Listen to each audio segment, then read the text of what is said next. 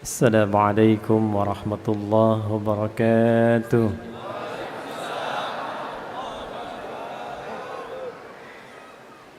الحمد لله الذي ألف بين قلوبنا فأصبحنا بنعمته إخوانا، والصلاة والسلام على رسول الله الذي باقتداء سنته الشريفة أصبحنا للمتقين إماما، فصلوات الله عليه وسلامه التام وعلى آله وصحبه وذرياته وأمته إلى يوم الميعاد الذي هو أمامه وبعد. Yang kita hormati, kita muliakan tuan rumah Masjid Nasional Al-Akbar, yang hari ini masjid ini tepat berusia ke-23 tahun, diresmikan 10 November tahun 2000. Kita doakan mudah-mudahan inisiator, pendiri, pemakmur sampai dengan seluruh bagian DKM yang saat ini juga dipimpin oleh Profesor Kiai Haji Suja, dimuliakan oleh Allah Subhanahu wa taala, diberkahi dan ditambah kemakmuran masjid ini, dan mudah-mudahan diikhlaskan oleh Allah Subhanahu wa taala dalam berkhidmat sehingga menjadi jariah yang berkelanjutan sampai dengan hari kiamat insyaallah.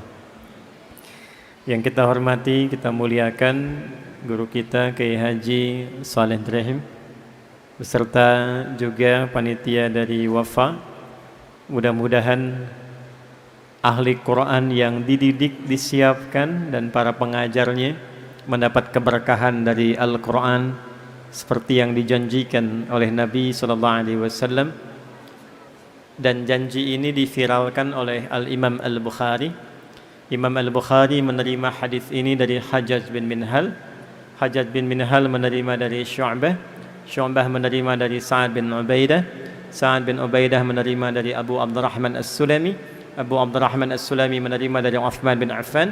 Uthman bin Affan radhiyallahu taala anhu menerima dari Nabi Muhammad sallallahu alaihi wasallam bin Abdullah bin Abdul Muttalib bin Hashim bin Abdul Manaf bin Qusay bin Murrah bin Kilab bin Ka'ab bin Ghalib bin Fihr bin Malik bin Nadar bin Kinana bin Khuzaimah bin Mudrika bin Ilyas bin Nizar bin Mudar bin Ma'ad bin Adnan bin Addi bin Adri bin Muqawwam bin Nahur bin Tarikh bin Ya'rub bin Yasjub bin Nabit bin Ismail alaihissalam bin Ibrahim alaihissalam bin Azar bin Nahur bin Abir bin Kinan bin Rafakhshad bin Sam bin Nuh alaihissalam bin Mihlail Matushala bin Kinan bin Anwas bin Thith bin Adam alaihissalam.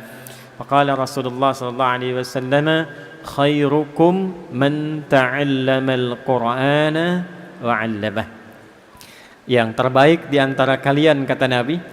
Jadi kalau ada orang jujur, nah ini di antara yang terbaik dari yang jujur itu.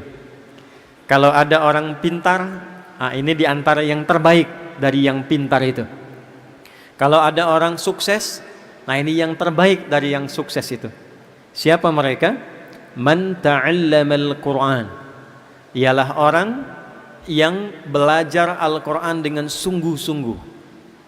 Karena itu Nabi tidak menggunakan kata darasa. Darasa itu asalnya pelajaran dasar. Tempatnya disebut madrasah. Karena itu SD disebut madrasah ibtidaiyah. Ya, sekolah dasar yang diberikan pelajaran-pelajaran dasar. Kalau dia sudah menggunakan bentuk sungguh-sungguh, serius, dan yang dikajinya pokok ilmu, maka turunan kata ilmunya ditarik, menggunakan ta untuk menunjukkan kesungguhan, pakai tasydid sebelum akhir untuk menunjukkan semangat berlipat karena tidak mudah melakukannya. Maka berubah menjadi ta'allama yata'allamu. Jadi yang pertama, hadis ini ingin mengatakan Quran itu mengantarkan pada kesuksesan. Jadi tidak ada orang belajar Quran yang tidak sukses, itu nggak ada. Silahkan cek. Ya, Utsman bin Affan radhiyallahu taala anhu jadi kaya banget. Ingat ya, kaya itu dibagi tiga ya. Ada kaya, kaya banget. Yang ketiga, kebangetan kayanya tuh. Ada tiga ya. Utsman bin Affan itu jadi kaya banget ketika beliau berikhtiar dengan manajemen bisnisnya. Tapi menjadi kebangetan kayanya ketika belajar tentang pedoman-pedoman bisnis dalam Al-Quran. Itu yang nanti dituangkan oleh Al-Imam Al-Bukhari. Dari 97 topik, ada satu topik tentang bab bisnis, Kitabul Buyu' namanya. Jadi ketika belajar Al-Quran, dipahamkan oleh Nabi, berubah, bertransformasi, dagang tetap dagang, tapi asetnya meningkat itu, dari yang kaya menjadi kebangetan kayaannya. Saking kebangetan kayanya, itu asetnya sekarang masih ada dan dialihfungsikan menjadi hotel. Jadi kalau Anda ya nanti insya Allah punya rezeki ya umrah, mudah-mudahan yang belum disegerakan ya. Tidak cukup dengan amin, nabung tuh. Nabung.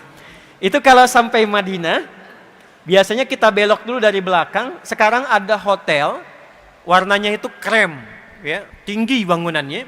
Itu dituliskan jelas wakaf Utsman bin Affan radhiyallahu taala anhu. Wakafnya Sayyidina Utsman bin Affan. Sampai sekarang masih ada. Abdurrahman bin Auf itu dari yang tadinya kaya masuk Islam, kemudian maaf sekali ya, diambil semua, dirampas kekayaannya oleh orang-orang Quraisy pada masa itu. Lalu dibiarkan beliau untuk hijrah. Sengaja tidak dieksekusi untuk menunjukkan pesan, ini kalau masuk Islam resikonya begini. Kehilangan harta, kehilangan bahkan semua yang melekat di tubuh, mesti jalan lebih dari 400 kilo belum tentu selamat. Tapi konsisten dengan hijrahnya, belajar kemudian secara profesional dengan Nabi, dibimbing oleh Rasulullah, setelah belajar dari Al-Quran, itu melahirkan transformasi kekayaan. Saya pernah hitung waktu kajian ilmiah untuk mendapatkan honoris causa itu. Jadi diminta membuat tulisan ilmiah, diuji oleh hampir 15 profesor. Yang saya uji itu transformasi sahabat ketika belajar dari isi Al-Quran. Abdurrahman bin Auf radhiyallahu ta'ala anhu itu sampai menghasilkan aset dalam hidupnya, kalau dikonversi sekarang jumlahnya kurang lebih 72.000 triliun. Orang kaya sekarang Jeff Bezos, ada Elon Musk, itu baru kisaran 3.000 sampai 4.000 triliun. Jadi pebisnis belajar dari Quran makin sukses.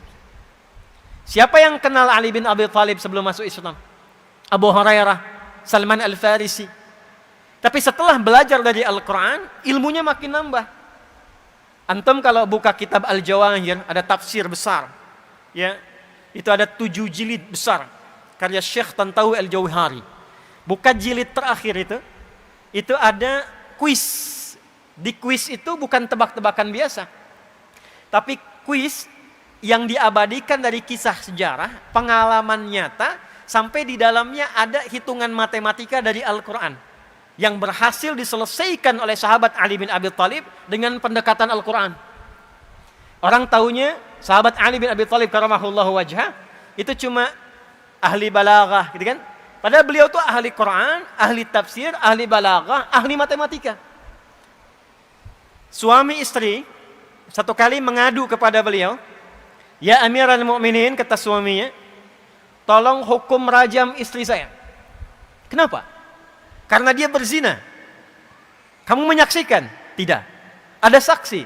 Tidak. Tahu dari mana zina? Masa kami nikah, ini hamil baru 6 bulan sudah mau lahiran. 6 bulan sudah lahiran. Ditanya pada istrinya, "Apakah engkau berzina?" "Tidak ya Amirul Mukminin."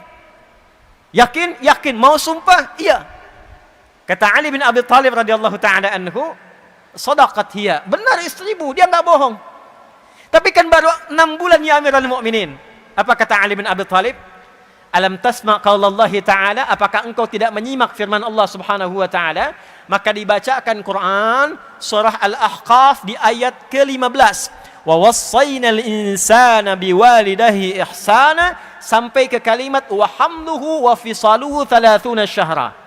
Mengandung dan menyapih, mengandung dan menyapih 30 bulan. Dan tidakkah engkau menyimak firman Allah di Quran surah Luqman surah 31 ayat 14 dibuka dengan kalimat yang sama. "Wa wassaynal insana biwalidayhi ihsana hamalathu ummuhu wahnan 'ala wa fisaluhu fi amain. Kan di surat Luqman menyapih, memberikan ASI sampai disapih amain, 2 tahun. Bukankah 2 tahun itu 24 bulan? Di surah Al-Ahqaf ayat 15, mengandung dan menyapih itu 30 bulan. Kalau 30 bulan kurangi 24 bulan berapa? 6 bulan ya Amiral Mukminin. Itulah yang dimaksud kelahiran prematur, kata Ali bin Abi Thalib. Jadi ngaji Quran itu bikin pintar. Nggak ada orang yang ngaji Quran yang nggak pintar, itu nggak ada. Riset terbaru di London. Tahu London? Tuh lampu merah sonoan dikit tuh. Riset terbaru di London, itu dokter yang temukan. Menyimpulkan orang yang ahli Quran, belajar Qurannya benar, apalagi hafal Quran dengan benar, itu kecerdasannya meningkat 3 kali lipat dibanding orang biasa.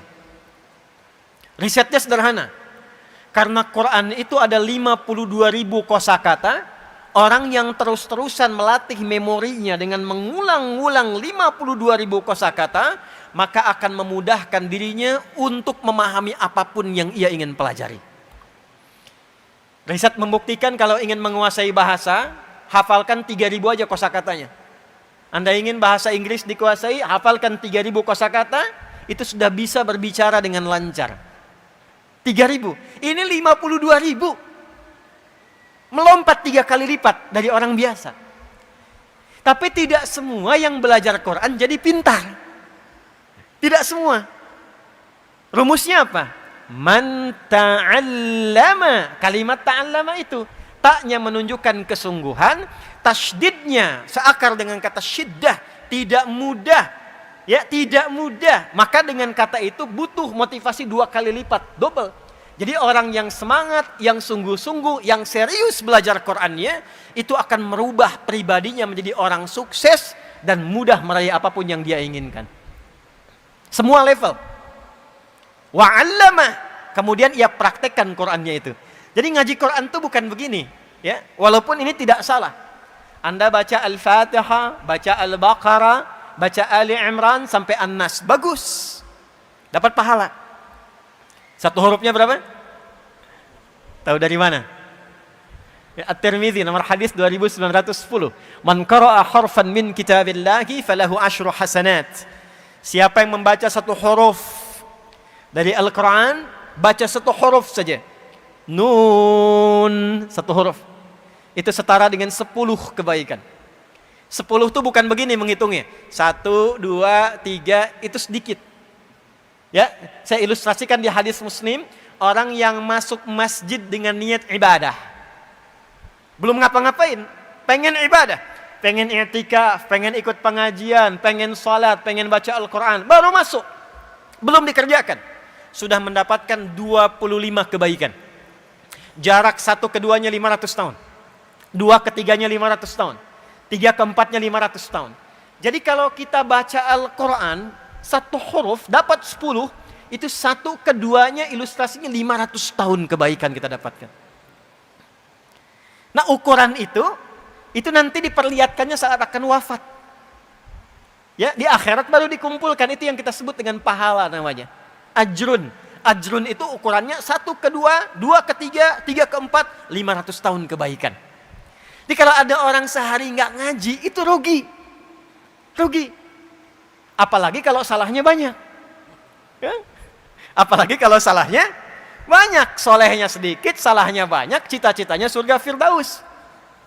Ya, sesurga dengan Nabi lagi. Kan? Nih contohnya nih, siapa yang pengen masuk surga Firdaus? Boleh angkat tangan. Baik. Yang pengen sesurga dengan Nabi, boleh angkat tangan.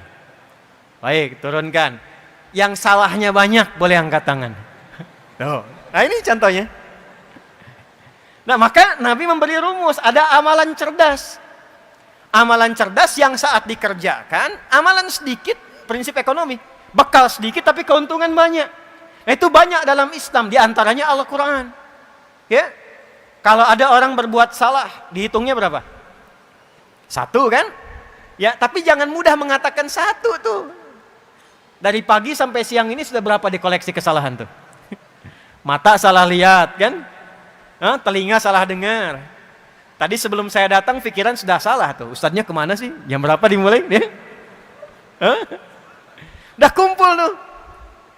Tutup dengan 1 nun. Lumayan gitu ya.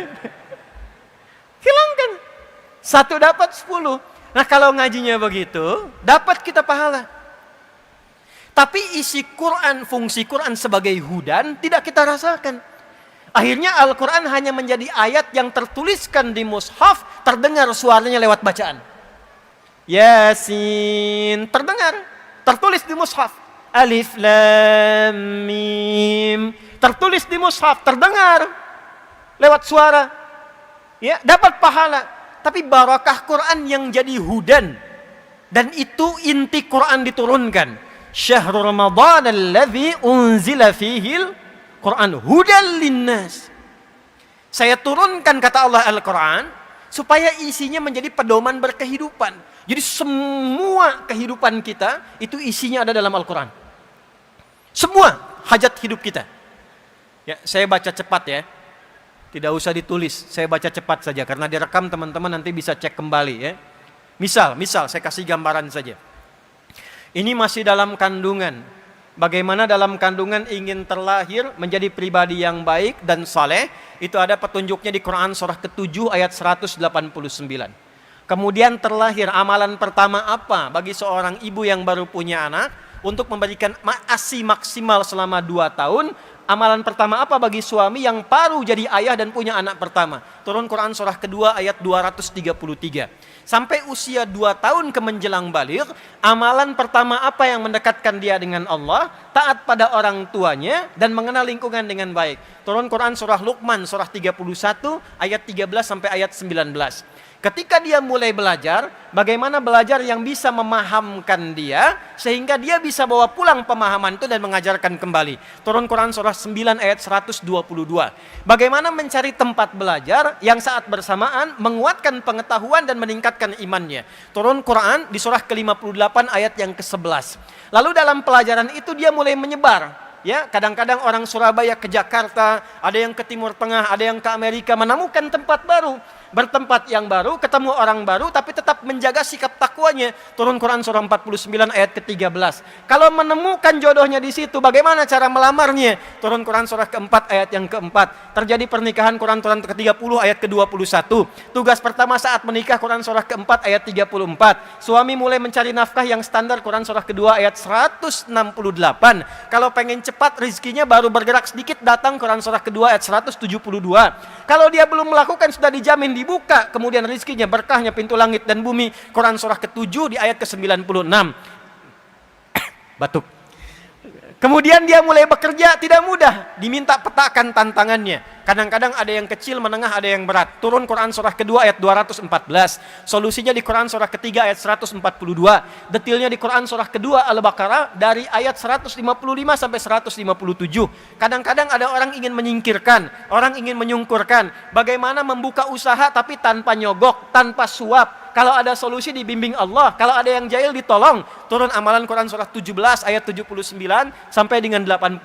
Istri merawat anak di rumah, jangan dikira mudah. Kadang-kadang dia menolak, kadang berkata, turun bimbingan Quran surah 17 ayat 23 sampai dengan ayat 27.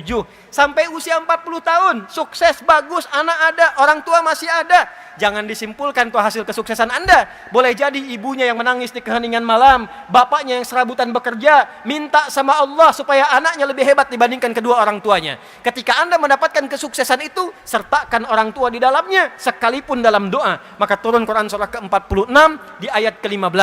Anda terus bergerak lagi, harta makin banyak, bagaimana menjaga dan meningkatkannya. Turun skema dengan zakat. Quran surah ke-9 ayat 103 sampai dengan 109. Dikeluarkan di 8 golongan Quran surah 9 di ayat ke-60. Orang tua enggak dizakati, orang tua diinfaki. Tapi bukan cuma orang tua, ada 5 golongan. Spesifik Quran surah kedua ayat 215. Yang umum Quran surah kedua ayat 261 sampai dengan ayat 264. Naik lagi sampai sepuh, sampai kemudian berada dalam kondisi seperti kecil kembali, seperti bayi kembali, muncul masa pikunnya. Petunjuknya Quran surah 22 ayat yang kelima. Sampai kemudian menjelang sakaratul mautnya. Bagaimana sakaratul maut yang indah ketika nafas, kemudian kedatangan maut, Quran surah ketiga ayat 185. Diutus malaikat membawa maut, Quran surah ke-32 ayat 11. Maka menghadapi itu, hadapi yang tenang, dipanggil dalam keadaan tenang, mendapatkan ridha Allah dalam keadaan tenang. Rumusnya Quran surah 89 ayat 27 sampai dengan ayat ke-30. Maka dia menyiapkan kurikulum sampai alam kuburnya. Disiapkan saat hidupnya bagaimana alam kubur itu bisa nikmat. Bukan cuma dunianya, rumahnya megah, mobilnya mewah, tapi alam kubur nggak disiapkan. Maka turun kurikulum alam kubur. Quran surah kedua ayat 153, 154. Quran detilnya Quran surah ketiga dari ayat ke-169 sampai dengan ayat ke-171. Lalu disiapkan sampai kiamat turun satu surah ke-75. Kemudian disiapkan surganya. Dari sekarang kita siapkan. Dari 8 pintu surga petakan. Yang pengen surga Firdaus, Quran surah ke-23 ayat 1 sampai dengan 9. Yang di taman surga, Quran surah 51 ayat 15 sampai 23. Yang surga biasa, yang penting masuk surga deh. Yang penting masuk surga. Quran surah kedua ayat ke-25. Yang nggak masuk ke surga tapi terancam neraka. Maaf, seringan-ringannya itu membakar semua tubuh sampai sekulit-kulitnya. Satu harinya sama dengan 1000 tahun. Satu detiknya sama dengan 48 hari. Quran surah keempat ayat 56. Yang paling dahsyat itu adalah neraka jahanam. Hati-hati, pelajari perilakunya, jangan sampai masuk ke situ. Siapa kualifikasinya? Turun Quran surah keempat ayat 140. Yang belum ke surga tapi tidak ke neraka, di tengah-tengah, 50-50, soleh 50%, salah 50%. Maka ditempatkan di tempat yang tinggi, bisa mengamati surga, takut mendengar jeritan orang neraka. Tempat tinggi yang bisa mengamati sekitarannya disebut dengan A'raf. Maka turun Quran surah ke-7 Al-A'raf dari ayat 46 sampai dengan ayat 49-nya. Ada semua? Apa yang enggak ada? Makanya zaman Nabi dari pelaku kriminal, itu kriminal betul tuh. Ya. Sifatnya disebut jahlun, orangnya disebut jahilun. Sifat ketemu orang disebut jahiliyah. Jadi mereka itu perfeksionis dalam perbuatan kriminal. Kalau ada zina, zina yang paling perfect itu zinanya jahiliyah. Kalau ada pembegal, pembegal yang paling komplit jahiliyah. Sekampung begal semua. Sekampung. Ghifari itu kampung begal. Jadi kalau ada yang namanya Al-Ghifari, itu keturunan kampung begal. Tapi nanti jadi ilmu sanad, ada sanadnya. Ya, itu Jundub bin Junada, pimpinan begal, masuk Islam, belajar Quran, jadi da'i. Preman pensiun tuh itu tuh hadisnya tuh. Itu jadi da'i, balik ke kampungnya Ghifar, dakwah di kampung, masuk Islam sekampung. Madinah heboh, dak dikduk datang, sekampung begal masuk Islam. Cuman karena satu orang yang kenal Quran, Jundub bin Junada. Untuk mengabadikan peristiwa itu, disamarkan namanya Jundub bin Junada, diambil kunyahnya Abu Dzar, diviralkan nama tempatnya Ghifar.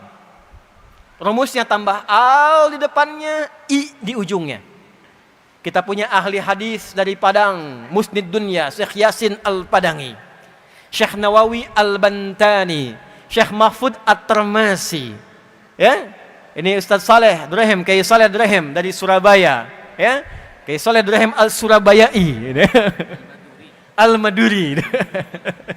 Ya, ini Al-Ghifari. Jadi beliau ingin mengatakan begini, saya dulu pemimpin begal, saya dulu kriminal, tapi Quran merubah saya sekarang jadi orang baik. Merubah saya jadi orang baik. Jadi sekalipun belum sukses, ahli Quran itu pasti baik. Jadi kalau ada orang ngaji Quran nggak baik, itu pasti ada yang salah dengan cara ngajinya. Bukan Qurannya yang salah. Kalau peci nggak masuk ke kepala, jangan potong kepalanya. Pecinya perbaiki. Karena standar pertama sebelum sukses, baik dulu. Allah tuh tidak menginginkan ada orang sukses, tapi kesuksesannya tidak diisi dengan kebaikan. Orang sukses yang tidak baik pasti merusak.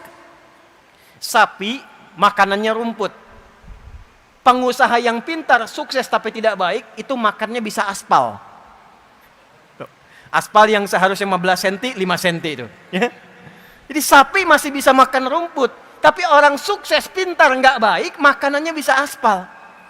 Karena itu kata Allah, orang belajar Quran sebelum diberikan kesuksesan, diberikan dulu kebaikan, sehingga dengan baik itu dia bisa mengatur semua kesuksesan yang Allah titipkan kepadanya. Itu yang dimaksud Quran surah ke-35 Fatir. di ayat yang ke-32. Thumma awrathna al-kitaba alladhina istafayna min ibadina faminhum zalimun li nafsihi wa minhum muqtasid wa minhum sabiqun bil khairati biiznillah. Dzalika huwal fadlul kabir. Yang ingin saya katakan teman-teman sekalian, karena ini dibuka dengan wafa, tempatnya di Masjid Al-Akbar, masjid yang terbesar, ya, kita berharap mudah-mudahan penyelenggaranya ahli Quran, yang datang dengan juga ahli Quran, dan kita ingin mendapatkan barakah Al-Quran. Mudah-mudahan kita dimasukkan pada golongan yang disebutkan Nabi Muhammad SAW tadi sebagai ahli Quran yang baik. Ini mukaddimahnya. Ini baru mukaddimah, kita belum mulai itu, ya?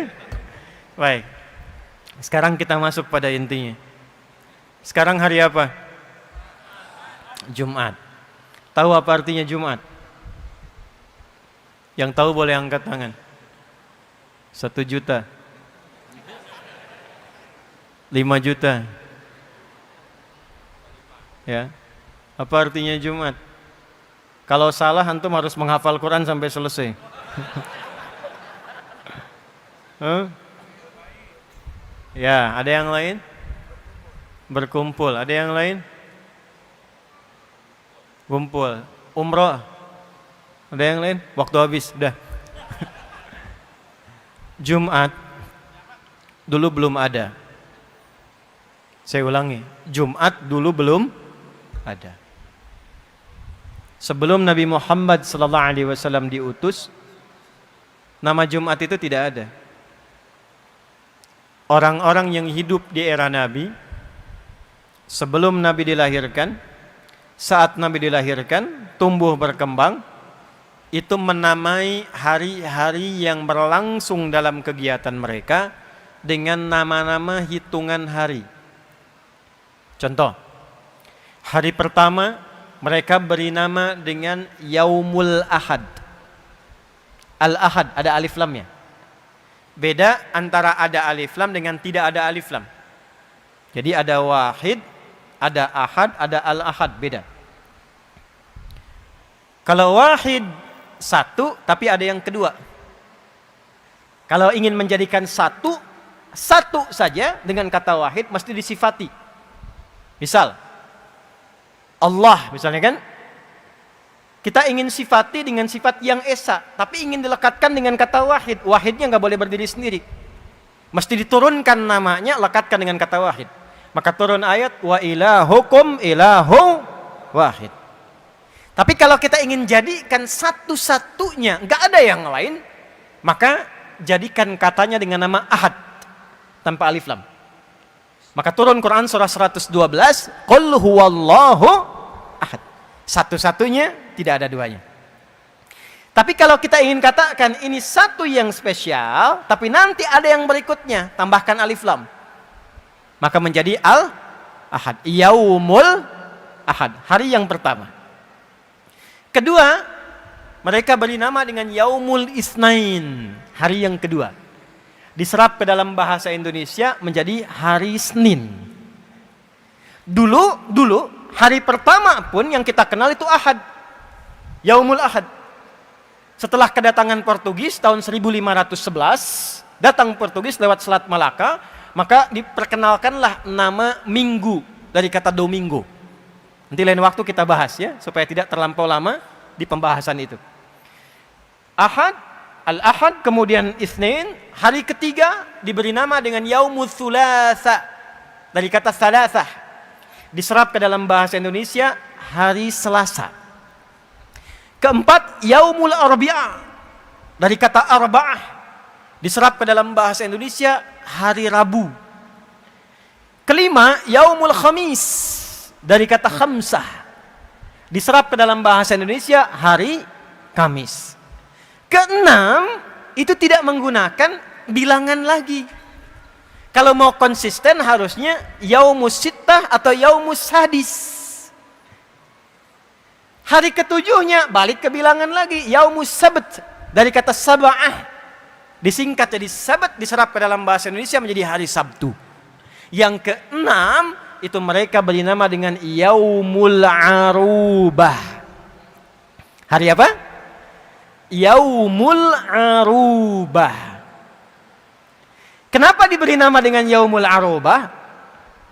Satu, mereka lihat Yahudi punya kumpul-kumpul Sabtu. Nasrani punya kumpul-kumpul Yaumul Ahad, Minggu.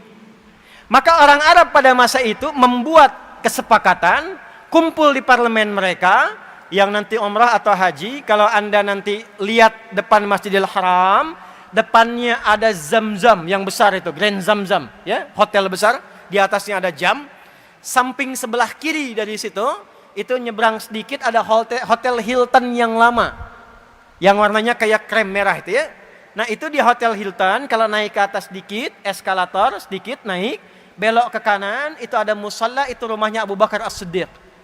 Depannya persis ada tempat wudhu, ada toilet, depannya lagi, nah itulah parlemen Quraisy ada di situ, kumpulnya di situ.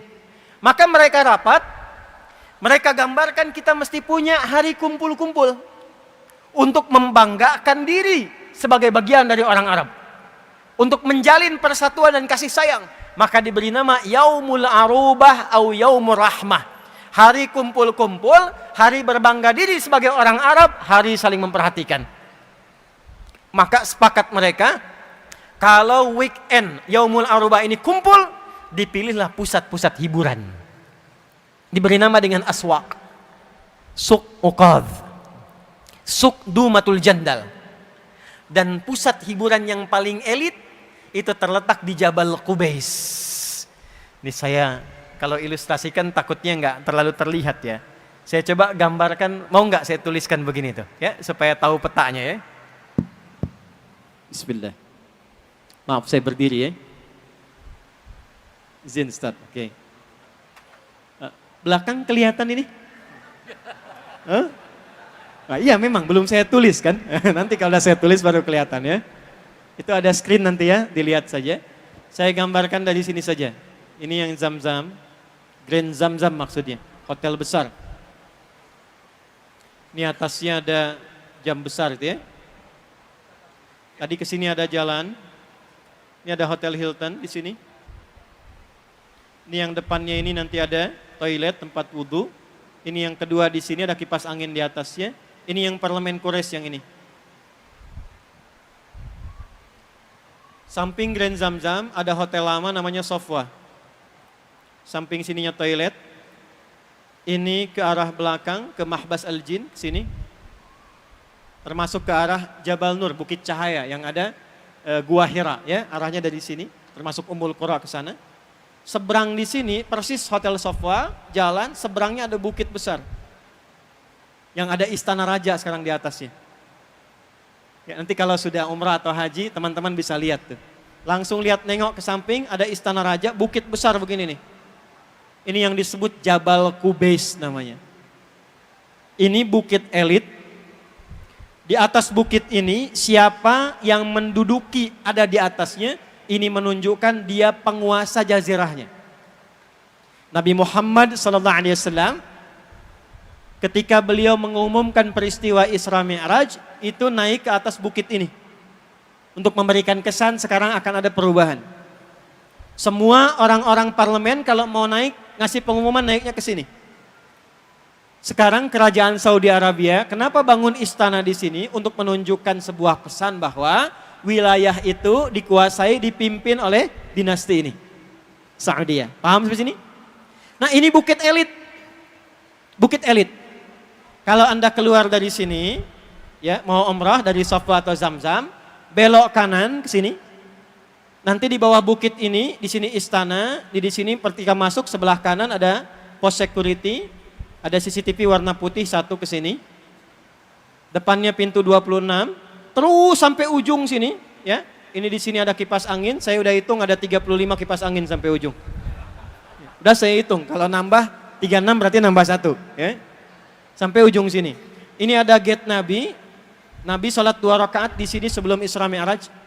Sampai ke depan Ka'bah, sholat di sini di kediaman Sayyidah Maimunah.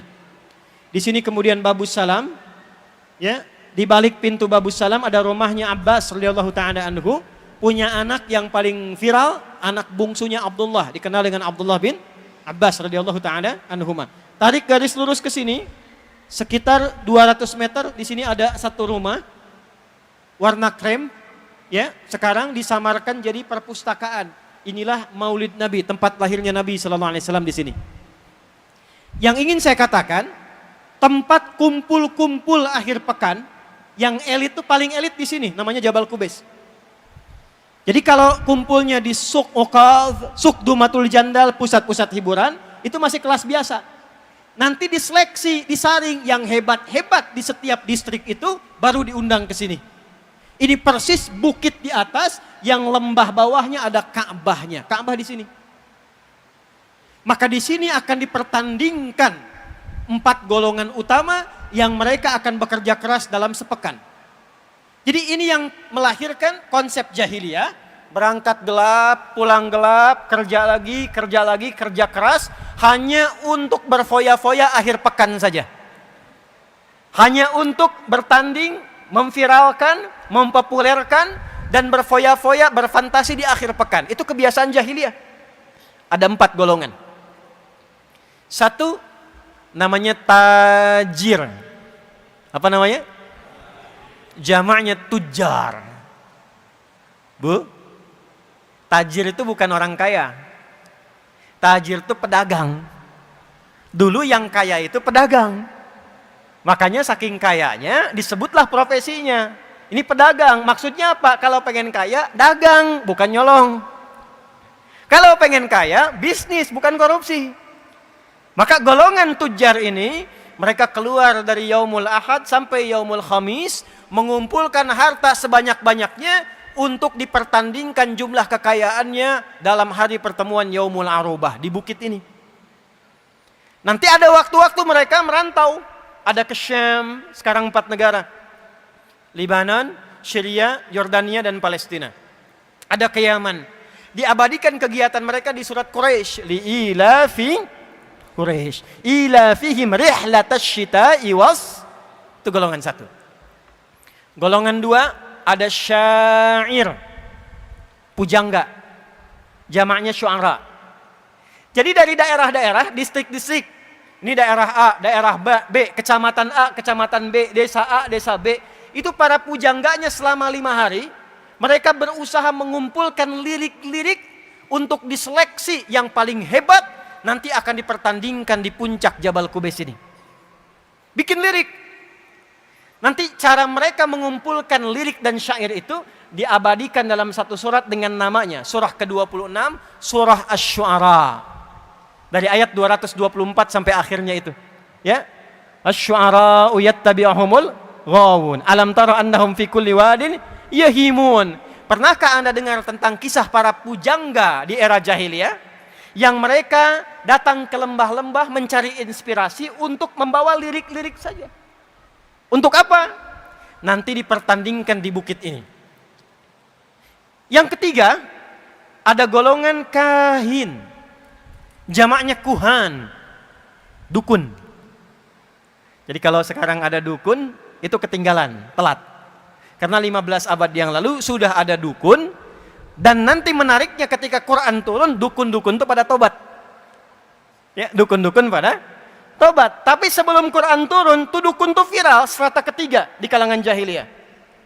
Selama 5 hari, dari Yaumul Ahad sampai Yaumul Khamis, sampai hari Kamis, itu dukun-dukun kompak, membikin mantra-mantra, jimat-jimat, nanti yang paling efektif dipertandingkan di sini, diangkat jadi pemuka dukun, ya pimpinan dukun seluruh wilayah Arab. 4, sahir. Tukang sihir, tukang santet. Itu tukang santet sudah ada di era Nabi Sallallahu Alaihi Wasallam, dan itu jasanya dipakai baik oleh para pengusaha ataupun para penguasa. Jadi nanti kalau ada pengusaha ingin mengalahkan lawannya tapi tak bisa secara normal, disewa tukang santet, sahir. Termasuk ketika ingin mengalahkan satu tokoh yang sulit dikalahkan secara normal, disewa tukang sihir. Sehingga nanti turun terutama 2 surah terakhir, Al-Falaq dan An-Nas. 4 golongan ini yang paling utama berlomba di era jahiliyah. Kumpul di Jabal Qubais. Yang paling kaya jadi golongan penentu. Ini yang punya kebijakan. Pujangga diseleksi nanti ada 7 yang viral. Kalau 7 ini yang menyeleksi namanya An-Nabirah Az-Zibyani. Nanti kalau dia dapat 7 golongan, 7 orang terhebat, maka puisinya, syairnya akan ditulis dengan tinta emas, ditempel di dinding Ka'bah. Jadi sejarah kain kiswah itu asalnya syair isinya. Nanti ketika datang Islam baru diganti dengan tulisan Al-Quran. Ada 16 jenis rumusnya, dikenal dengan bahar namanya. Ya, tawil. Tawilun lahulunal bukhuri fadailu fa'ulun mafa'ilun fa'ulun mafa'ilu. Kifa nabki min dhikra habibin wa manzili bisaktili wa bainad dakhuli fahawmali. Rajas, mustaf'ilun, mustaf'ilun, mustaf'ilun, mustaf'ilun, mustaf'ilun, mustaf'ilun. Sautus safiril bulbuli, hayyaja qalbi thamili. Al-ma'u wa zahru ma'a zahri lahzul muqali. Fa anta ya sayyidali wa sayyidi wa mawlali. Fakam tayyumuni ghazayyilun uqayqali. Qataftuhu min wajnatin min fi'li hadha rajuli. Faqala la la la la faqad ghada muharwili. Wa wal walat wali wali wailali. Faqultu la tuwalwili. Fabayyinul lu'lu'ali. Qalat lawhina kadha in harwadidhul muqali. Kahatan kakailali. Tabtabuli. Coba ulangi. Ada madid, mufa'alatun mufa'alatun fa'ilatun tala'al badru min thaniyatil. Nah itu asalnya dari syair. Rumusnya 16 disebut dengan bahar namanya. Yang paling hebat syairnya, paling bagus qasidahnya, maka akan ditulis dengan tinta emas, ditempel di dinding Ka'bah, lalu disebutkan pemimpinnya Amirus Syu'ara. Amirus Syu'ara, dulu Imra'il Qais namanya. Kegiatannya gitu aja tuh. Kegiatannya begitu. Tiap hari kerja, berangkat gelap, pulang gelap. Weekend, foya-foya. Weekend, libur, cari tempat hiburan. Jadi kalau antum tiap hari kerja, akhir pekan cuman liburan, makan, minum, buang-buang uang, nah itu setengah jahiliyah. Itu setengah jahiliyah. Pamer, kerja, dapat mobil bagus, ya malam-malam cuman buat bisingin orang, panasin balapan sama taksi, bem, dipakai enggak? Nah itu jahiliyah. Itu kegiatan dulu sudah ada. Maka apa yang terjadi? Sesaat sebelum hijrah ke Al-Madinah Al-Munawwarah. Hijrah itu artinya bukan cuman pindah. Kalau pindah itu artinya intiqal, cuman pindah. Ana antaqil min Bekasi ila Surabaya. Saya pindah dari Bekasi ke Surabaya. Tapi pindah yang membawa perubahan. Sekalipun tempatnya enggak pindah, tapi aktivitasnya berubah. Saya dekat dengan masjid nih. Rumahnya samping masjid. Bahkan toaknya masjid tuh ke rumah saya begini tuh. Jarak ke masjid dengan berapa langkah, tapi belum mau ke masjid.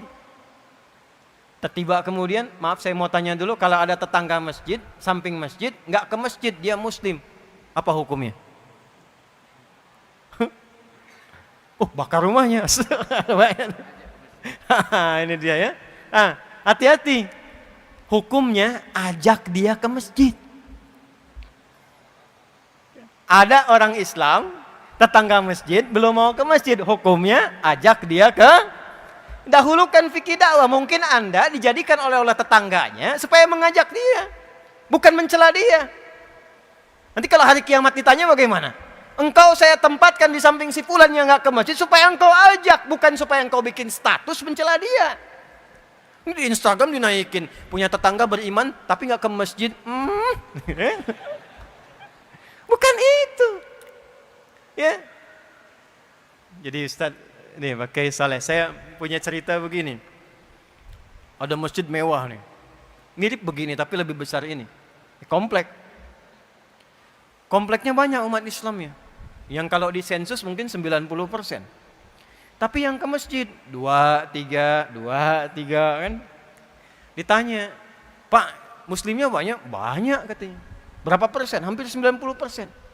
Kenapa enggak ke masjid? Enggak tahu, Pak. Baik, gini aja. Libur hari apa? Sabtu Ahad. Baik. Nanti hari Sabtu subuh, Jumatnya kita beli buah. Subuh kita ke masjid. Enggak apa-apa, bertiga begini enggak apa-apa. Nanti dari masjid kita datengin satu dulu tetangga, bawa buah. Datengin. Assalamualaikum, waalaikumsalam. Pak Ustadz, Pak, kata, iya. Dari mana? Dari masjid.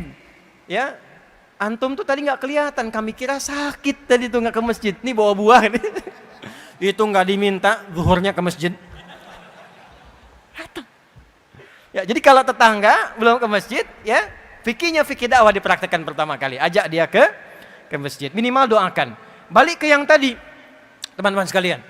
Jadi apa yang menarik di sini? Itu yang disebut dengan hijrah. Kalaupun kemudian memaksa kita untuk pindah tempat, karena di tempat bekerja ini susah sholat, ya mau Jumatan pun nggak bisa. Tapi anehnya itu Anda tahu rizki dari Allah, yang ngasih rizki Allah.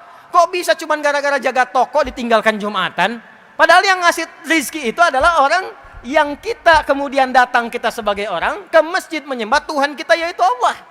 Kan Allah yang punya rizki, Allah yang ngasih rizki. Anda tahu yang punya rizki Allah, tapi Anda tega meninggalkan Allah hanya sekedar jaga toko, dan di situ Anda mengharap, ya Allah berikan saya rizki.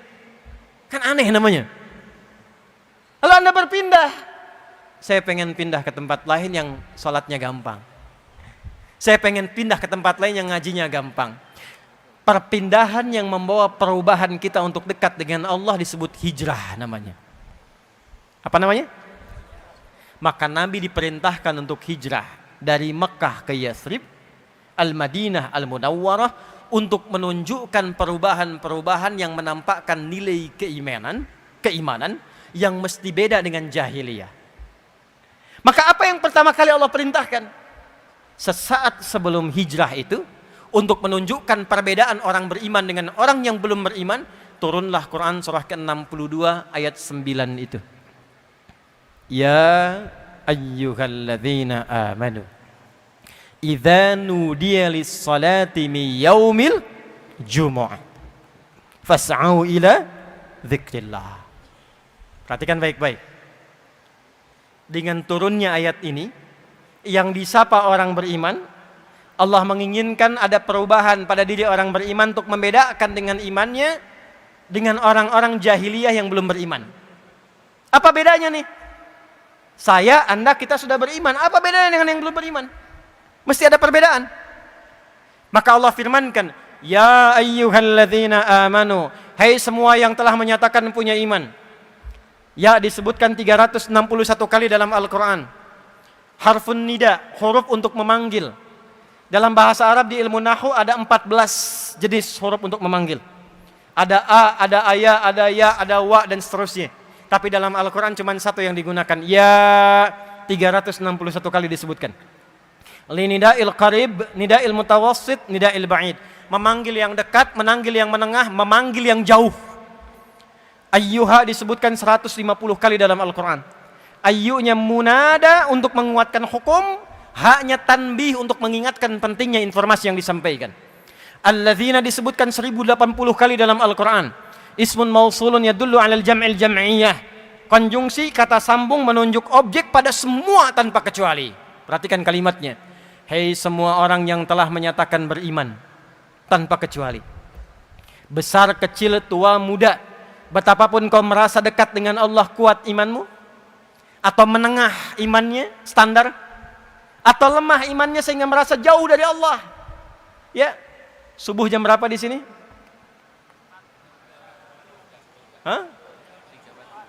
3.40, 3.41, 4.30 terjadi perbedaan pendapat. Ya, karena berasal dari jauh-jauh ya. Baik. Ambil misalnya standar lah 3.44 bisa dengan komat. Allahu akbar, Allahu akbar. 3.44. Dipanggil langsung datang. Allahu akbar, Allahu akbar. Dipanggil ingat ya Allah sudah adzan. Siap-siap wudu, siap salat. Itu imannya iman standar. Kuat tidak, lemah tidak. Iman standar, belum kuat. Anda kerja jam 7, datang jam 7, standar tidak? Standar. Kerja jam 7, datang jam 6, itu hebat namanya. Di atas standar. Dipanggil jam 3.44, datang jam 3.04. Sebelum dipanggil sudah datang, itu iman kuat namanya. Subuhnya 3.44, jam 3 sudah bangun. Dia tidak hadir saat adzan, tapi dia menunggu sampai adzan tiba supaya subuhnya khusyuk, dia warming up dulu dengan tahajud. Itu iman kuat. Jadi kalau dipanggil 344 datang, itu iman standar. 344 dipanggil, 443 baru sadar. Itu iman lemah. Iman lemah. Tapi Allah memanggil dengan huruf yang sama, yang penting punya iman. Hei semua yang telah beriman, perhatikan cara menerjemahkannya. Aku tidak peduli apakah imanmu itu dalam keadaan lemah, ataukah imanmu standar, ataukah imanmu kuat. Aku berikan satu amalan yang dengan amalan itu kalau dikerjakan dengan benar, yang lemah menjadi kuat, yang standar semakin menguat, yang kuat semakin dekat dengan Allah Subhanahu wa taala. Sekaligus iman itu akan membuktikan keberadaan dia yang membedakan antara orang beriman dengan orang yang belum beriman. Apa bedanya? Idza nudiya lis-salati min yaumil jumu'ah. Dari sejak itu berubahlah nama Yaumul Arubah menjadi Yaumul Jum'ah. Itu asalnya. Dulu nggak ada, hari Jumat tuh nggak ada. Jumat itu turun namanya sesaat sebelum hijrah. Berubah dari Yaumul Arubah jadi Yaumul Jum'ah. Arubah itu cuman kumpul-kumpul, datang, rame-rame pulang. Yang kaya tetap kaya, yang miskin tetap miskin. Dirubah. Hei, yang beriman tidak begitu. Nggak dilarang kumpul. Kalau bisa kumpulnya lebih banyak lagi. Kalau bisa jangan dari satu tempat, banyakin tempat A, tempat B, kumpul. Tempat kumpulnya disebut dengan jami, akarnya sama. Makanya sering ditambahkan masjid jami. Jami itu tempat mengumpulkan yang banyak. Yang datang al-mujtama al-islami, masyarakat Islam yang banyak. Waktu kumpulnya, momentum kumpulnya disebut dengan Jum'ah. Apa itu Jum'ah? Jum'ah itu satu, datang kumpul. Dua, saling mengenali di antara yang kumpul. Ta'aruf. Tiga, saling mengisi di antara yang kumpul. Datang, saling kenal, saling isi. Saling bersinergi. Itulah Jumat. Jadi Jumat itu bukan begini, datang, dengar khutbah, kadang-kadang ngantuk, ada yang tertidur, ada yang bikin khutbah tambahan, kemudian sholat 2 rakaat dan pulang. Itu bukan Jumat namanya. Itu cuma kumpul-kumpul aja. Jumat itu datang, kenali siapa yang datang, duduk, samping kanan Anda siapa, kiri Anda siapa, belakang Anda siapa, depan Anda siapa. Masjidnya sekarang Al-Akbar, Masya Allah, masjidnya besar. Ruang utamanya sudah 4.000 orang. Bikin database-nya. Dari mana yang datang ini? Kumpulkan database-nya. Dipersaudarakan satu dengan yang lainnya. Tidak ada satupun yang datang ke Masjid Nabi di hari Jumat kecuali mengenal di antara mereka siapa yang ada satu dengan yang lainnya. Termasuk yang dari luar kota. Ya. Ada orang dari Gotofan, namanya Sulek. Datang ke Madinah. Begitu masuk langsung duduk. Orang Madinah tahu semua, kalau masuk ke masjid pengen i'tikaf walaupun sebentar, sholat dulu 2 rakaat baru duduk. Beliau ini masuk langsung duduk, Nabi sedang khutbah. Maka Nabi dengan indahnya ini adabnya, tidak menunjuk, hoi, sholat dulu, sholat. Tidak. Tapi membuat kalimat yang umum supaya tidak tersinggung orangnya. Maka dibuat kalimat umum, kata Nabi, kama qala Rasulullah sallallahu alaihi wasallam, idza dakhala ahadukumul masjida, fala yajlisa hatta yusalli rak'atain. Jika ada seseorang ingin masuk ke dalam masjid, ya, di riwayat lain wa arada an ya'takifa, dan dia berniat untuk duduk walau sejenak, maka jangan langsung duduk kecuali salat dulu 2 rakaat. Maka kelak diviralkanlah salat itu dengan nama salat tahiyatul masjid. Tapi spirit tahiyatul masjid ternyata bukan sekedar salat, tapi Nabi ingin menunjukkan kepada jamaah yang ada, hei sahabat-sahabatku yang dari lingkup lokal di sini, ini ada kawan kita yang baru datang. Dia belum tahu tahiyatul masjid. Coba lihat siapa, kenali dia, bawa hajat apa. Makanya nggak ada yang datang ke Masjid Nabi khususnya hari Jumat kecuali semua hajatnya selesai. Yang lapar datang, pulang kenyang. Dulu era-era Nabi, awal-awal Jumatan itu sampai motong kambing. Tanya ke Soleh tuh. Ya, peserta Jumatan pertama 12 orang, imamnya Mus'ab bin Umair di Bani Salim itu 12 orang pesertanya, awal peserta. Yang dipimpin Nabi 40 orang, itu selesai Jumat potong kambing dulu. untuk mengakrabkan diri satu dengan yang lainnya. Ya. Abah dari mana? Dari sini. Bapak dari mana? Dari sini. Ngobrol, kenalan, kenal, rekat, itu yang disebut ukhuwah namanya. Ya. Al-Akbar nggak usah potong kambing. Jamaahnya yang kompak. Di sini siapa yang punya restoran? Yang punya rumah makan? Ya, yang punya pabrik minum? Yang punya botol-botol itu? Kumpulkan samping ini sehingga orang merasakan gembira ketika datang Jumat. Ini hari raya ya akhi. Ini Id kita setiap pekan ya ukhti. Datang gembira ke Jumat. Yang punya profesi A, profesi B datang persaudarakan. Dan semua orang di zaman Nabi rebutan. Allahu Akbar, datang seorang. Kata Nabi SAW, siapa yang hendak menjamunya, semua angkat tangan. Semua angkat tangan. Dan qadar Allah yang pertama ngangkat itu ternyata yang paling miskin di antara mereka. Masih ngangkat tangan. Kata Nabi, fulan kau duluan jadi tamumu. Itu dengan gembira digandeng ke rumahnya. Ya busra, ya busra, ya busra. Kama qala, kabar gembira, kabar gembira. Datang ke rumah istri nanya, ada apa bang? Ada pahala? Jawabnya pahala. Ya, padahal mungkin yang datang Pak Karno, Pak Sueb gitu kan. Ada pahala katanya. Begitu disebut pahala, senangnya luar biasa. Gimana stok dapur? Alhamdulillah, ada beberapa suap buat anak kita. Buat anak kita. Pahala datang, surga lebih utama. Tugas mama tidurkan anak-anak, tugas papa nyiapkan hidangan, biarkan kita menikmati pahala malam ini, tamu kita menikmati hidangan di malam hari ini. Dia ambil kemudian persiapannya, dibentangkan di mejanya, sampai kemudian tersisa kita 13 menit lagi, menuju asar. Apa yang terjadi? Maka cahayanya kemudian digelapkan, ya, dengan basa-basi yang sangat indah, mujamalah dalam bahasa Arab, kan? Diberikan piring berisi makanan kepada tamunya, sementara tuan rumah itu hanya pura-pura makan untuk membunyikan saja. Serumah nahan lapar, istri menenangkan kemudian anaknya, ibu menenangkan anaknya, tidur mereka dalam keadaan lapar, yang suami kemudian gembira menemani dengan lapar, yang tamu makan sampai lahap. Besoknya keluarga ini viral dan diapresiasi, bahkan dimuliakan oleh Allah dengan turunnya Quran surah 59 ayat 9 sampai 10 itu. Wa yu'thiruna ala anfusihim walau kana bihim khasasah. Itulah Jumat. Jadi orang nggak punya aja sampai bawa, Pak. Antum misalnya punya kebun, cuman ada ubi, itu kalau spirit Jumat cuman bawa ubi hanya untuk Jumat jadi pahala. Mana ayatnya sekarang? Mana Jumatnya? Mana hadisnya? Mana Islamnya? Mana imannya? Itu bedanya iman dengan yang belum beriman. Yang belum beriman kumpul, ya kumpul banyak. Stadion kumpul. Tarame kumpul nih. Pasar kumpul. Tapi kumpulnya beriman itu selalu ada manfaatnya. Jangan sampai kumpul nggak kenal dengan siapa yang kumpul. Setelah itu persaudarakan. Betapa indah kalau ada dokter kemudian Jumatan. Ada pasien yang nggak punya biaya ke rumah sakit. Bertemu dengan dokter, Masjid Al-Akbar punya database-nya. Dokter sekian yang muslim datang Jumatan ke Al-Akbar. Allahu Akbar, yang sakit nggak harus ke rumah sakit. Di Masjid Al-Akbar pengobatan atau konsultasi gratis pada dokter. Silahkan dokter di sini. Yang belum punya pekerjaan, ini pengusaha-pengusaha yang punya pekerjaan, konsultasi. Yang punya utang, lunasin.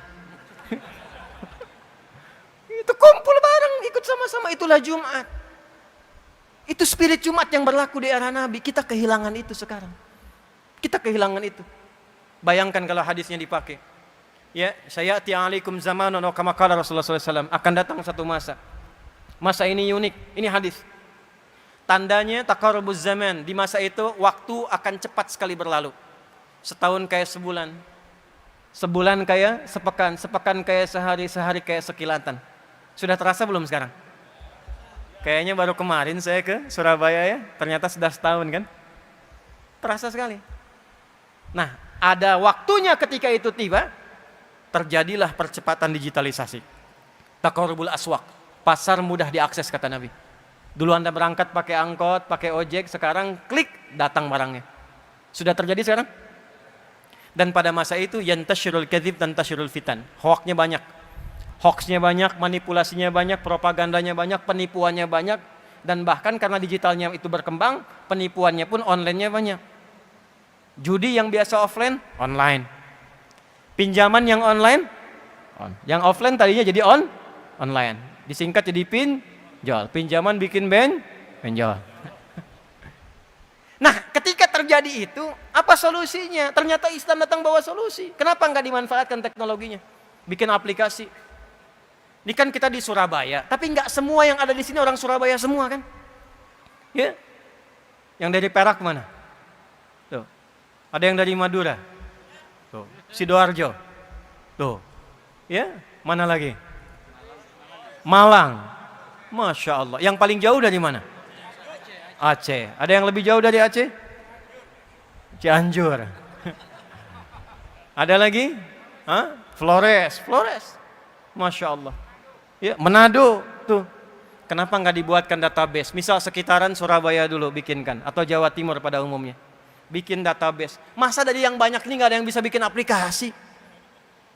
Bikin di situ, cantumkan di situ daftar kita itu, teman-teman kita. Yang jualan beras, yang jualan baju, yang jualan hasil tani, yang jualan hasil kebun, bikin aplikasinya. Nanti orang Surabaya yang perlu baju tinggal klik beli dari situ. Yang perlu hasil padi, hasil kebun, hasil tani, beli dari situ, klik beli ke situ.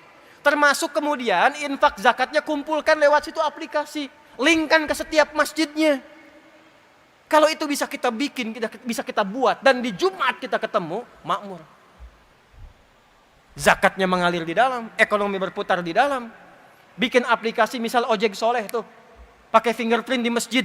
Setiap tukang ojek kalau pengen ngojek ke masjid, absennya. Subuh fingerprint, yang bukan tukang ojek, pepeo, silahkan coba lagi.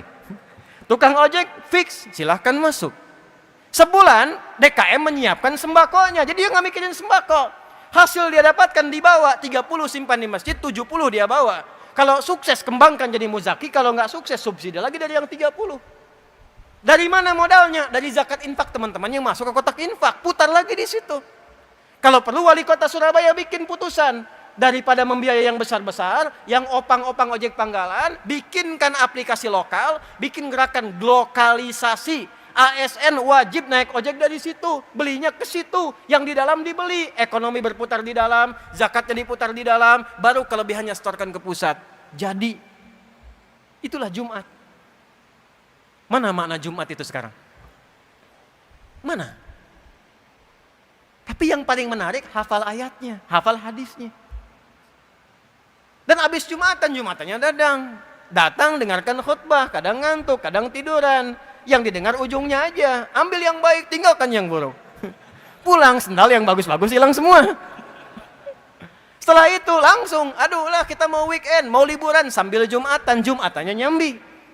Padahal Jumatnya harus bahagia, masjid itu membahagiakan, menyenangkan.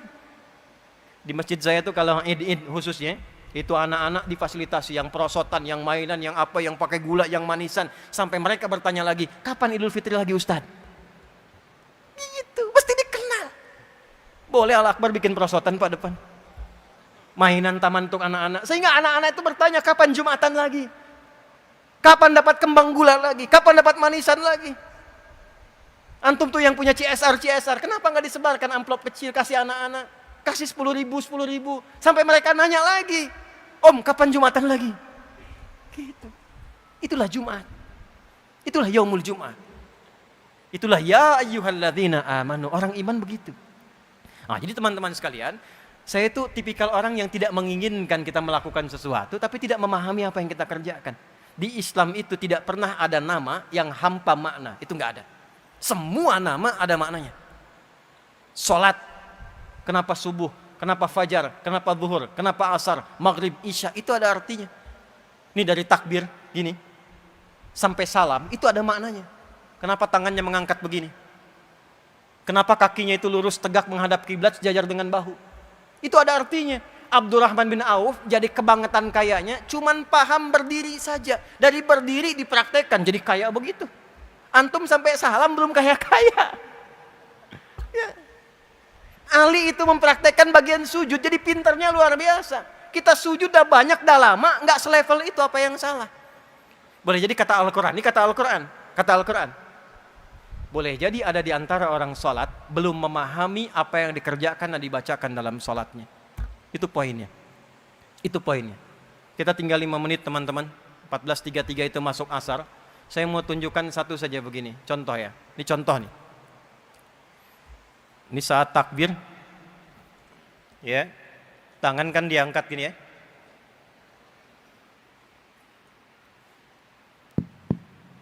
Nih, hadisnya di Al-Bukhari nomor hadis 757, hadis Muslim nomor hadis 397, rawinya sahabat Abu Hurairah radhiyallahu taala anhu, Abdurrahman bin Sakhar, pelakunya namanya Khalad bin Rafi Az-Zuraiqi.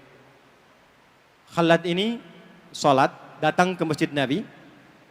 Lalu Nabi sedang berada di sisi lain, beliau salat sunnah. Begitu selesai salat, pema'atan Nabiyya sallallahu alaihi wasallam, mendatangi Nabi sallallahu alaihi wasallam, faqala, dan mengatakan, Assalamualaikum ya Rasulullah. Assalamualaikum ya Rasulullah. Kata Nabi, irji' salli fa innaka lam tusalli. Kamu balik lagi salat karena engkau belum salat. Kurang lebih 3 kali begitu sampai dia berkata, ya Rasulullah, ma uhsinu ghairah, alimni. Ya Rasulullah, aku enggak bisa lebih baik daripada ini, tolong ajarkan aku. Maka diajarkan dari mulai wudu, idza qumta ila shalah fa asbighul wudu, dari mulai wudu sampai salam. Saya persingkat satu saja untuk menunjukkan betapa pentingnya bagian gerakan salat. Lihat sini. Jadi begitu diangkat hadwaman kibaihi, ini riwayat pertama di Al-Bukhari ke sini. Riwayat An-Nasa'i di sini. Yang dekat daun telinga. Jadi ada 2 cara, di sini ya, di sini. Tapi apa maksudnya ini? Ini ada artinya. Kalau Anda ingin khusyuk dalam sholat, ini ada kitabnya ya, bukan ilmu takatik, ada kitabnya, ada sanadnya. Kalau Anda ingin khusyuk dalam sholat, maka buang urusan dunia ke belakang. Pasrahkan diri Anda kepada Allah, dan rasakan ini sholat mungkin terakhir yang Anda kerjakan dalam sholat. Itu yang dimaksud Al-Baqarah ayat ke-46. Alladzina yadhunnuna annahum mulaqu rabbihim wa annahum ilaihi raji'un. Nabi berbalik mengatakan, sallu salatan muwadda'. Salatlah kalian seperti halnya kalian menjadikan salat ini yang terakhir. Tapi buang urusan dunia ke belakang. Masalahnya ada orang ketika takbir pengen khusyuk, dunia masih di bawah. Itu yang menjadikan gak khusyuk. Allahu Akbar, di lisannya Allahu Akbar. Tapi perilakunya handphone Hu Akbar, jemuran Hu Akbar, status Hu Akbar. Allahu Akbar, tang ting tung ting tang ting tung. Halo, sebentar ya, saya lagi sholat, dibatalin dulu tuh. Dan ini yang menjadikan kita bisa menepi setan. Karena kenapa? Nanti silahkan cek saat asar ya. Karena saya mau akhiri. Sebelum sholat, itu semua orang bisa fokus untuk sholat. Hadis riwayat Abu Daud. Tapi ketika mulai takbir, Allahu Akbar, setan mulai berkata. Setan ada 9 jenis setan. Nanti kalau saya ke Surabaya lagi, insya Allah kita bikin judul Fikih Setan. Belum pernah belajar kan? Ada 9 jenis setan. Setan penggoda orang sholat, namanya khanzab. Kalau dia ada di masjid, yang pertama digoda, DKM masjid. Betul, hati-hati. Nanti lain waktu kita bahas. Sebab kalau DKM-nya itu berselisih, jamaah malas ke masjid. Ya, malas ke masjid. Dia datang menggoda, setelah kemudian tangan diangkat, fayaqulu syaitanu. Maka setan berkata, ingat ini, ingat itu, ya, sampai nanti ada orang yang sholat tidak sadar berapa rakaat sedang menunaikan sholatnya. Gak percaya, 1 menit lagi nanti azan. Ketika Anda sholat, begitu mulai takbir, setan akan berkata, sampai pelajaran saya pun akan dia sebutkan. Ingat kata Ustadz Adi dia, ketika Anda takbir, akan ada yang menggoda, itu setan itu. Ya. Nah, saya simpulkan dengan kita berdoa teman-teman sekalian, karena kita sudah mau masuk waktu asar. Saya berharap yang kumpul ini mendapatkan syafaat dari Al-Quran, keberkahan dari Al-Quran. Tolong keluar dari sini jadilah bersaudara. Jangan terpecah belah, jangan saling merendahkan, saling menghormati. Warga Surabaya tolong bangun Surabaya dengan baik. Warga Jatim bangun Jatim. Warga Indonesia kita bangun Indonesia dengan kedamaian dan kebaikan. Allahumma taqabbal minna innaka antas sami'un alim wa tub 'alaina innaka antat tawwabur rahim. Allahumma nahmaduka kama 'allamtana an nahmadak wa nashkuruka syukran kama 'allamtana an nashkurak. Antal muqaddim wa antal muakhir biyadikal khair innaka 'ala kulli syai'in qadir. Allahumma ij'alna min ahli al-Qur'an waj'al al-Qur'ana sahiban lana fid dunya wa syafi'an lana fil akhirati ya arhamar rahimin. اللهم اجعلنا من حبيب سيدنا محمد صلى الله عليه وسلم ألحقنا معه مع الذين أنعمت عليهم من النبيين والصديقين والشهداء والصالحين وحسن أولئك رفيقا. اللهم بارك هذا المسجد مسجد الأكبر يا أرحم الراحمين وبارك مؤسسيه يا رب العالمين ومعتمريه يا أرحم الراحمين. ربنا آتنا في الدنيا حسنة وفي الآخرة حسنة وقنا عذاب النار وصلى الله على سيدنا محمد وعلى آله وصحبه أجمعين وآخر دعوانا سبحانك اللهم وبحمدك نشهد أن لا إله إلا أنت نستغفرك ونتوب إليك وآخر دعوانا أن الحمد لله رب العالمين. Nanti malam saya ada di Masjid Al-Irsyad kita akan bahas tentang akar konflik di Palestina. Sampai kapan, kenapa, dan bagaimana. Sampai jumpa nanti malam. Assalamualaikum warahmatullahi wabarakatuh.